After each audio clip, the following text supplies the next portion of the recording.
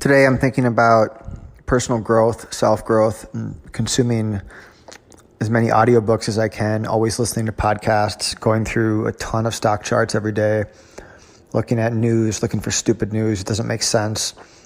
Combing for opportunities, working out each day, rehabbing any injuries, working on my competitive tennis league. It just goes on. And it's like I got this chip in my brain that just wants to keep growing and improving, and it never stops.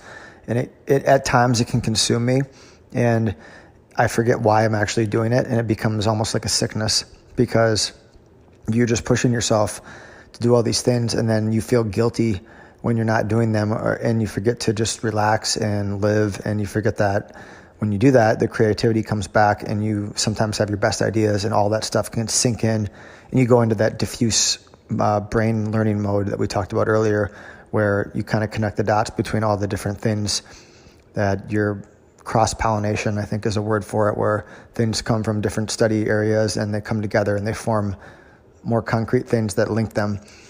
And when you're in that focus mode all the time, you don't get that. So a lot of this is just me talking about some of the issues I have. I'm sure other people who are driven to achieve and learn and grow have the same problems. And it can be an exhausting way to live because you just don't ever give yourself a break. It's like you're going and going and going, and it's almost like you don't know how else to do it. And I have a lot of friends who I talk to about trades and things like that who are not like this. They read fiction and they relax and let things come to them. And I don't think there's a right way or a wrong way to do it because you're wired the way you're wired.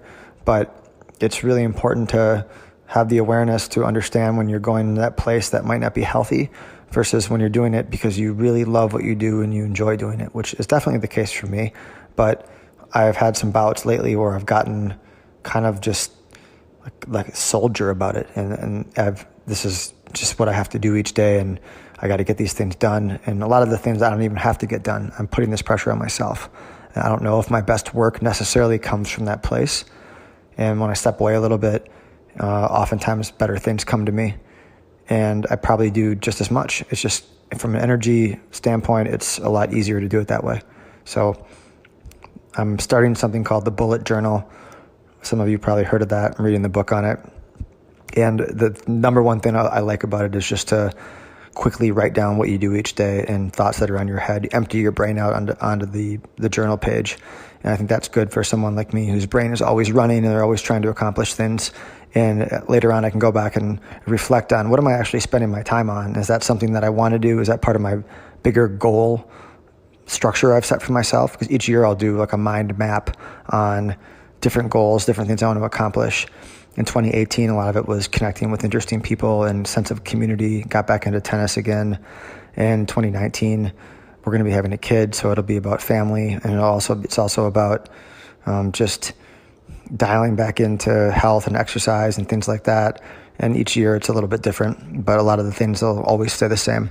And I want my days to line up with some of that stuff that I've put on those sheets. So I review the yearly focus at times, and then I look back at my days and make sure that, what I'm doing is the life I want to live. I'm not just wasting time on stupid shit that really doesn't have anything to do with the person I want to be. So that's got my mind right now.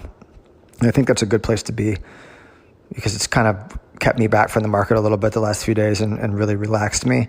And I'll be more focused when the time comes.